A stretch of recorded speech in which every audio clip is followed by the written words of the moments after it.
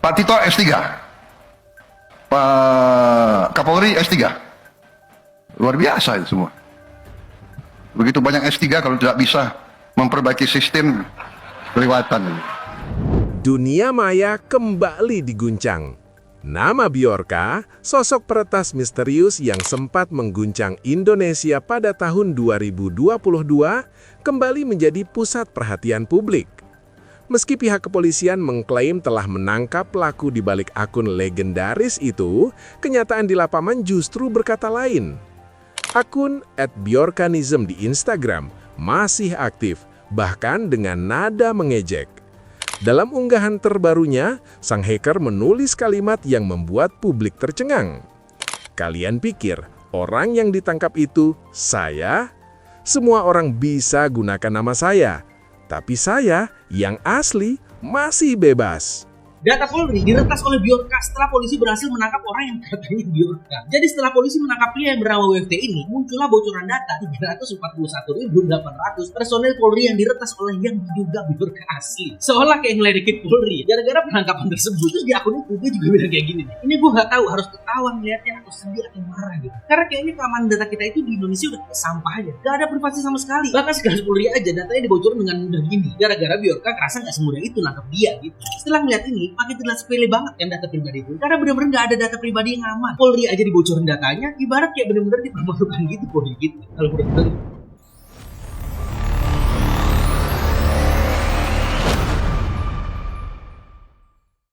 Unggahan itu disertai emoji tertidur, seolah menertawakan aparat penegak hukum yang mengklaim telah berhasil menjeratnya.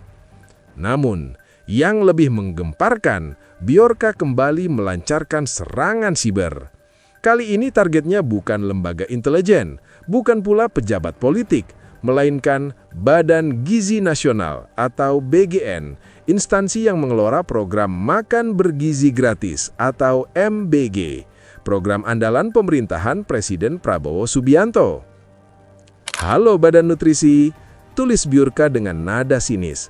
"Saya masih hidup dan bebas, jaga saja data kalian sebelum aku bongkar semuanya." Ancaman ini sontak membuat aparat sibuk. Di tengah euforia klaim keberhasilan penangkapan, muncul kebocoran baru yang menampar citra kepolisian. Sebuah file berukuran 9 MB yang membengkak hingga 40 MB setelah diekstrak beredar luas di forum gelap. Isinya, data sensitif 341.800 personil Polri, lengkap dengan nama, pangkat, nomor telepon, bahkan alamat email. Kabar itu menyebar cepat. Warganet mulai bertanya-tanya, siapa sebenarnya yang ditangkap oleh Polda Metro Jaya itu? Apakah pemuda berinisial WFT 22 tahun dari Minahasa itu benar-benar Bjorka? Atau hanya kambing hitam yang dijadikan tumbal agar kasus ini tampak selesai di mata publik? Pihak kepolisian pun kembali angkat bicara. AKBP Ronald Simanjuntak dari Polda Metro Jaya menjelaskan bahwa penyelidikan masih berlanjut dan tidak menutup kemungkinan ada Bjorka lain yang beraksi. Namun, di sisi lain, masyarakat justru semakin ragu. Sebab setiap kali polisi mengklaim menang, akun Bjorka muncul lagi, lebih kuat, lebih berani, dan lebih menghina dari sebelumnya.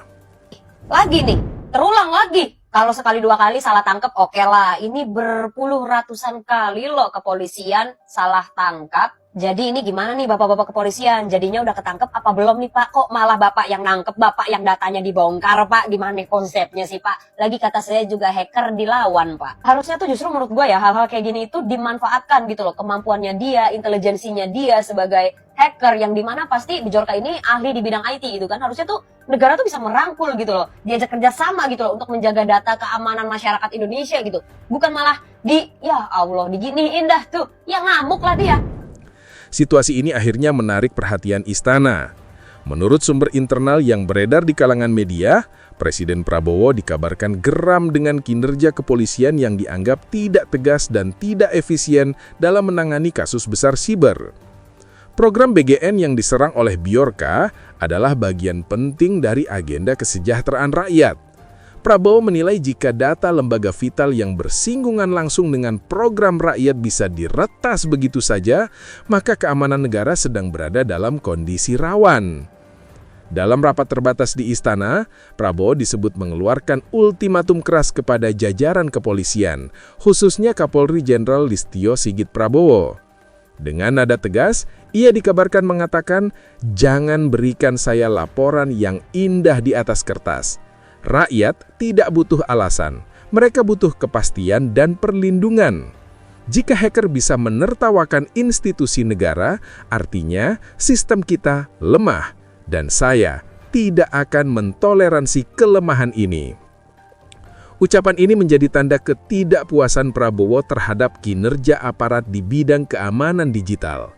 Ia menegaskan bahwa keamanan siber harus menjadi prioritas nasional di era pemerintahan barunya.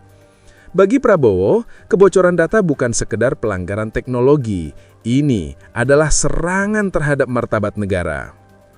Beberapa pengamat menilai ucapan Prabowo ini bisa menjadi sinyal evaluasi besar di tubuh Polri, terutama di bidang siber.